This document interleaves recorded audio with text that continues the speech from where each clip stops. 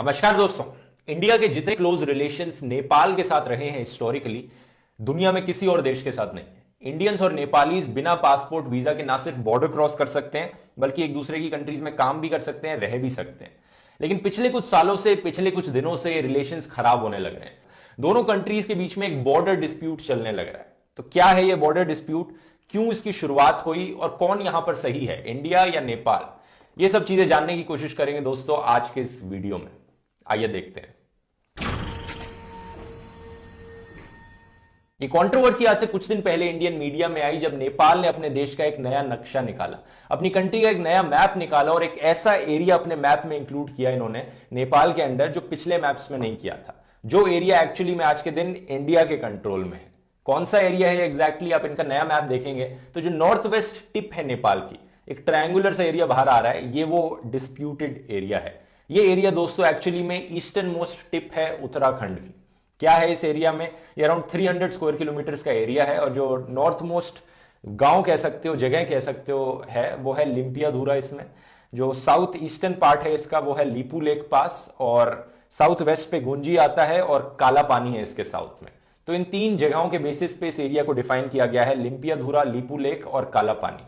नेपाल का मानना है कि ये एरिया राइटफुली नेपाल को बिलोंग करता है और इंडिया का मानना है कि ऑब्वियसली ये एरिया इंडिया का है। इससे पहले हम इस सवाल पर जाएं कि कौन यहां पर सही है, क्या इस जमीन की हिस्ट्री है, पहले मैं आपको बताना चाहूंगा कि इस कंट्रोवर्सी की शुरुआत एक्चुअली में दो इवेंट से हुई थी जो करीब आज से 6 महीने पहले हुए थे। पहला इवेंट था नवंबर 2019 को कि मोदी सरकार ने एक नया मैप रिलीज किया इंडिया का, जिसमें जो काला पानी का रीजन था वो इंडिया के अंदर माना, जिससे नेपाल की गवर्नमेंट खुश नहीं हुई। और दूसरा इवेंट है 8 मई 2020 का, जब इंडिया के डिफेंस मिनिस्टर ने एक नई रोड इनॉग्रेट करी, करीब 80 किलोमीटर की रोड जो इंडिया नेपाल के बॉर्डर के साथ साथ जाती है और इस डिस्प्यूटेड एरिया से गुजरती हुई लीपू लेक तक पहुंचाती है। इस रोड का पर्पस बताया गया था कि कैलाश मानसरोवर यात्रा में जाने वाले लोगों को मदद मिलेगी, क्योंकि ये जो डिस्प्यूटेड एरिया है इसके ऊपर है तिब्बत, जहां पे कैलाश मानसरोवर है।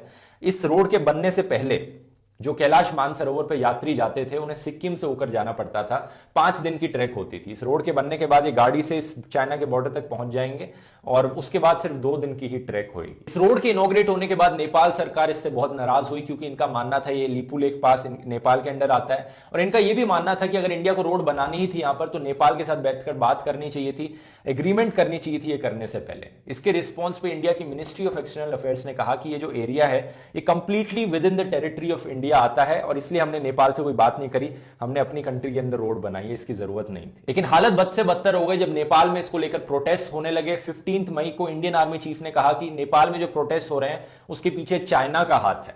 नेपाल में और गुस्सा हो गया इसको लेकर लोग, और फिर नेपाल की सरकार ने अपना ये नया मैप निकाला जिसको लेकर ये पूरा डिस्प्यूट सामने आया। तो सवाल ये उठता है यहां पर कि ये डिस्प्यूटेड रीजन एक्चुअली में डिस्प्यूटेड क्यों है और राइटफुली किस कंट्री को ये बिलोंग करता है। आइए इसकी हिस्ट्री देखते हैं। पहले हमारी कहानी शुरू होती है आज से करीब 200 साल पहले 1800s में, जब इंडिया पर ब्रिटिश राज था। ब्रिटिशर्स ट्राई कर रहे थे नेपाल की तरफ एक्सपैंड करने की, और नेपाल में उस वक्त एक किंगडम था, किंगडम ऑफ गोरखा। ब्रिटिशर्स के बीच में और नेपाल के किंगडम के बीच में लड़ाई हुई, जिसको कहा जाता है एंग्लो नेपालीज वॉर ऑफ 1814। 2 साल तक ये लड़ाई चली, 1816 तक, जिसके बाद एक ट्रीटी साइन करी, ट्रीटी ऑफ सुगौली, ये डिसाइड करने के लिए कि ब्रिटिशर्स कितने एरिया को कंट्रोल करेंगे और नेपाल का जो किंगडम है वो कितने एरिया को कंट्रोल करेगा, कितना एरिया दोनों कंट्रीज को मिलेगा उस वक्त। ट्रीटी ऑफ सुगौली के अकॉर्डिंग नेपाल ने अपना सिक्किम और दार्जिलिंग वाला एरिया लूज कर दिया, वो एरिया ब्रिटिशर्स के पास चला गया, और जो नेपाल का खुद का किंगडम था उसे डिफाइन करने के लिए 2 नदियों का इस्तेमाल किया गया। नेपाल की जो वेस्टर्न बाउंड्री होगी वो महाकाली रिवर के अकॉर्डिंग होगी और जो ईस्टर्न बाउंड्री होगी वो मेची रिवर के अकॉर्डिंग होगी। आज के दिन भी दोस्तों अगर आप नेपाल और इंडिया की वेस्टर्न और ईस्टर्न बाउंड्री देखेंगे क्या है, तो वो इन दोनों नदियों के अकॉर्डिंग ही डिफाइन करी गई है। नदी के साथ साथ नेपाल और इंडिया का बॉर्डर चलता है। अब प्रॉब्लम आती है नेपाल के वेस्टर्न बॉर्डर पे। अगर आप इस महाकाली नदी के अकॉर्डिंग चलते रहते हो तो मैं आपको मैप खोलकर दिखाता हूं, ज्यादा अच्छे से समझ में आएगा आपको। ये उत्तराखंड है और ये नेपाल है। एप्पल मैप्स में बाउंड्रीज को इस रेड लाइन से डिफाइन किया गया है। अगर मैं जूम इन करता हूं तो आप देखेंगे ये रेड लाइन नदी के अकॉर्डिंग चलने लग रही है। इससे देख सकते हो आप कि कैसे पूरा का पूरा इंडिया नेपाल का बॉर्डर इस नदी के अकॉर्डिंग डिफाइन किया गया। अब मैं ऊपर जा रहा हूं इस नदी में, तो आप देखेंगे ये नदी चले जा रही है, लेकिन प्रॉब्लम आती है यहां पर ये नदी 2 में बट जाती है। एक्चुअली 2 में बटना सही नहीं होगा, ये एक्चुअली में मैं अपस्ट्रीम जाने लग रहा हूं। तो दो सोर्सेस से ये नदी आने लग रही है। कौन से सोर्स को यहां पर चूज किया जाए बॉर्डर डिफाइन करने के लिए? अगर आप जूम इन करके देखेंगे यहां पर, तो इनमें से एक सोर्स क्लियरली प्रॉपर नदी जैसा दिख रहा है और दूसरे वाला पतली सी नदी दिख रहा है। तो सेंस, कॉमन सेंस तो यही कहता है कि मोटे वाले को यहां पर यूज कर लो बॉर्डर डिफाइन करने के लिए, क्योंकि वो वाली प्रॉपर नदी है यहां पर। तो शुरुआत में दोस्तों ब्रिटिशर्स ने भी यही किया। ये जो मोटे वाला पार्ट है नदी का, जो वेस्ट वाला पार्ट है, उससे बॉर्डर डिफाइन किया। तो ब्रिटिशर्स ने जो मैप्स बनाए अपने, उसमें इस वेस्ट वाली नदी को ही यूज किया गया बॉर्डर डिफाइन करने के लिए, और नेपाल को ये एक्स्ट्रा रीजन मिल गया। ये जो मैप आप स्क्रीन पर देख रहे हैं, ब्रिटिशर्स के द्वारा बनाया गया मैप है 1827 का, और इस मैप में ब्रिटिशर्स ने वेस्ट वाली नदी को चूज किया बॉर्डर डिफाइन करने के लिए। यानी ये जो एक्स्ट्रा ट्रायंगुलर पार्ट है, जिसके बारे में आज कंट्रोवर्सी चल रही है, ये नेपाल किंगडम के पास गया। लेकिन कहानी इतनी सिंपल नहीं है। कुछ सालों बाद ब्रिटिशर्स ने रियलाइज किया कि जो एक्स्ट्रा पीस ऑफ लैंड हमने नेपाल किंगडम को दे दिया है, इसकी काफी जरूरत है हमें, काफी स्ट्रैटेजिक इंपॉर्टेंस है इस पीस ऑफ लैंड की, क्योंकि चाइना के साथ ट्रेड करते वक्त ये काम आएगा। तो बड़ी चालाकी से कुछ 30-40 सालों बाद 1860s में ब्रिटिशर्स ने अचानक से अपना नक्शा बदल डाला। अपने मैप्स में वो ईस्ट साइड वाली रिवर को एज अ बाउंड्री बताने लग गए एकदम से। तो ये जो 1865 का आप एक मैप देख सकते हैं हम स्क्रीन पर, इस मैप में दोस्तों ब्रिटिशर्स ने ईस्ट साइड वाली नदी को यूज किया as a boundary between British India and kingdom of Nepal. 1960s में जब इंडिया चाइना के बीच में तनाव बढ़ने लग रहा था, इंडिया चाइना की वॉर भी हुई थी, तब इंडियन आर्मी ने इस एरिया में मिलिट्री पोस्ट खड़ी करी, परमिशन ली थी मोनार्की से। तब से लेके आज तक दोस्तों इस एरिया में इंडियन आर्मी की प्रेजेंस है, इंडिया की मिलिट्री पोस्ट लगी हुई है। 1962 के बाद से इंडिया और नेपाल दोनों कंट्रीज अपने मैप्स में लिपू लेक और कालापानी रीजन्स को दिखाती आई हैं, लेकिन ये पहली बार है कि नेपाल ने ये लिम्पियाधुरा वाला रीजन अपने मैप में दिखाया हो। ये जो बॉर्डर डिस्प्यूट का इशू है, ये पहली बार 1990s के बाद खड़ा हुआ, जब नेपाल में डेमोक्रेसी आई और जो डेमोक्रेटिक गवर्नमेंट थी वो फाइनली एक्सेस कर पाई पुराने हिस्टोरिकल पेपर्स को, ये देखकर कि जो हमारी मोनार्की थी ये किस तरह से बॉर्डर्स डिफाइन करती थी। और इन्होंने फिर रियलाइज किया कि ये जो एरिया है, नहीं, ये नेपाल को बिलोंग करना चाहिए, और तब से लेकर ये इसे डिस्प्यूटेड एरिया की तरह डिफाइन करते आए हैं। जुलाई 2000 में इंडिया के former prime minister Atal Bihari Vajpayee ji ने और उस वक्त के नेपाल के प्राइम मिनिस्टर ने इस इशू को लेकर बातचीत करी। बॉर्डर डिस्प्यूट को सॉल्व करने के लिए इन्होंने साथ में मिलकर फील्ड सर्वेस कंडक्ट कराया कि एग्जैक्टली काला पानी के रीजन में कहां पर यह बाउंड्री होनी चाहिए। लेकिन ये एग्रीमेंट दोस्तों बीच में अटक गई जब इंडिया ने रिफ्यूज कर दिया कि वहां से इंडियन आर्मी की प्रेजेंस हटाएंगे, तो ये बातचीत आगे नहीं बढ़ पाई थी। मई 2015 में इंडिया और चाइना ने एक ट्रेड एग्रीमेंट साइन करी कि वो लिपू लेक पास को as a trade route use करेंगे, और ये वो पॉइंट था दोस्तों जहां से इंडिया और नेपाल के रिलेशंस बिगड़ने शुरू हो गए। उस वक्त 2015 में ही नेपाल के जो प्राइम मिनिस्टर थे, उन्होंने अपनी नाराजगी दिखाई इस चीज को लेकर और प्रोटेस्ट जताया। उन्होंने कहा था कि ये काला पानी का जो रीजन है ये नेपाल के अंदर आता है। इंडिया चाइना दोनों के अगेंस्ट उन्होंने इस चीज को लेकर प्रोटेस्ट किया। तो सबसे बड़ा सवाल यहां पर यह उठता है कि ये जो डिस्प्यूटेड एरिया है ये किसको राइटफुली बिलोंग करता है, इंडिया को या नेपाल को?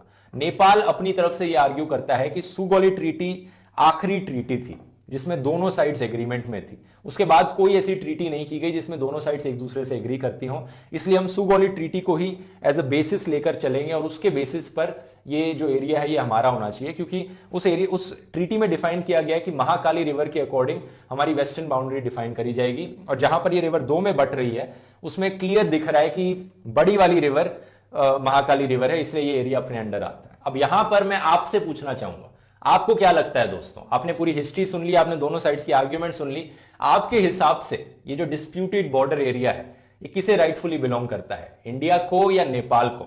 आप अपनी राय नीचे कमेंट्स में लिखकर बताइए, और अब मैं आपको यहां पर अपनी राय बताऊंगा। मेरी राय में दोस्तों, अगर हम इस सिचुएशन को ज्योग्राफिकली देखें तो यहां पर नेपाल सही है। अगर हम सुगौली ट्रीटी के अकॉर्डिंग जाएं, जो कहती है कि महाकाली रिवर के अकॉर्डिंग ही हमें नेपाल की वेस्टर्न बाउंड्री डिफाइन करनी है, तो ये बड़ा क्लियर है, जब नदी दो में बढ़ती है, वेस्ट वाली नदी ही बड़ी नदी है, उसी को ही एज अ बाउंड्री यूज किया जाना चाहिए, और इस लॉजिक से नेपाल सही है। तो बात कंट्रोवर्सी है किस चीज की? बस अपने पॉलिटिकल मैप पे इसे रिप्रेजेंट करना। एक चीज जरूर मैं मानता हूं यहां पर कि इंडियन गवर्नमेंट को और फ्रेंडली होना चाहिए था नेपाल की सरकार के साथ, यानी कि रोड बनाने से पहले नेपाल के साथ बात करी जा सकती थी कि हम यहां पर रोड बनाने जा रहे हैं, इससे दोनों कंट्रीज का फायदा होगा। हमारे कैलाश मानसरोवर वाले यात्रियों के लिए रोड बनाई जा रही है और हमारे लिए स्ट्रैटेजिक इंपॉर्टेंस भी है इस जगह का, तो साथ में मिलकर एग्रीमेंट हो जाती। लेकिन आज के दिन क्या होने लग रहा है, सोशल मीडिया पे इंडियंस नेपालियों का मजाक उड़ा रहे हैं, गालियां दे रहे हैं, नेपाली लोग इंडियंस के खिलाफ हेट कमेंट्स डाल रहे हैं। कुछ इंडियन पॉलिटिशियंस हैं जो कह रहे हैं कि ये सारे नेपाली चाइना को बिक चुके हैं, इस तरह से तो नहीं चल सकती ना दोनों कंट्रीज के बीच में दोस्ती। दोस्ती होनी बहुत जरूरी है क्योंकि इंडियंस और नेपाली इतने ज्यादा एक दूसरे से इंटीग्रेटेड हैं। ये चाइना वाली चीज पर भी मैं एक बारी बात करना चाहूंगा कि कुछ इंडियंस कहने लग रहे हैं कि चाइनीज ने नेपालियों को खरीद लिया है क्योंकि नेपाल में इस वक्त जो रूलिंग पार्टी है वो कम्युनिस्ट पार्टी है। तो क्योंकि चाइना में भी कम्युनिस्ट पार्टी रूल करती है तो कह रहे हैं कि चाइना का बहुत इंफ्लुएंस आ गया नेपाल के ऊपर। अब बाकी और इश्यूज में कुछ हद तक ये सही हो सकता है, लेकिन इस स्पेसिफिक इशू की अगर हम बात करें जो बॉर्डर डिस्प्यूट चलने लग रहा है, मेरा मानना है कि इसमें चाइना का कोई लेना देना नहीं है। और इसके पीछे रीजंस क्या है, मैं आपको रीजंस बताता हूं। पहला रीजन तो यह है कि 2015 में जब इंडिया चाइना की ट्रेड एग्रीमेंट हुई थी लिपुलेख रीजन को लेकर, तो नेपाल ने दोनों कंट्रीज के खिलाफ प्रोटेस्ट किया था और इंडिया और चाइना दोनों एक दूसरे से रिलेशंस बना रहे थे, जबकि नेपाल दोनों के अगेंस्ट था वहां पर। और दूसरा रीजन यह है कि नेपाल में जो ऑपोजिशन पार्टी है उसकी भी सेम राय है इस इशू को लेकर जो उनकी रूलिंग पार्टी की है। वहां की सारी पार्टीज ऑलमोस्ट इस इशू पर यूनाइटेड हैं कि हम इस एरिया को अपना मानते हैं। तो ये कहना कि फिर चाइना का इन्फ्लुएंस है एक पार्टी को लेकर, सेंस नहीं बनाता, लॉजिक नहीं बनता यहां पर। एंड में मैं यही कहना चाहूंगा कि मैं उम्मीद करता हूं दोनों कंट्रीज बातचीत से इस पूरे मसले को सुलझा सकें। ये बहुत जरूरी है क्योंकि नेपालीज और इंडियंस के बीच में जो कनेक्शन है और जो रिलेशन है वो बहुत स्ट्रांग है, बहुत डीप है करते हैं। और इस इशू के सोल्यूशन को ढूंढते वक्त दोनों साइड्स को यहां पर सेंसिटिव रहना पड़ेगा, एक दूसरे की बात समझनी पड़ेगी, एक दूसरे के पर्सपेक्टिव समझने पड़ेंगे ताकि सोल्यूशन निकल पाए यहां पर। उम्मीद है दोस्तों ये वीडियो आपको पसंद आया होगा। इस वीडियो को शेयर कीजिए और अगर आपको मेरा काम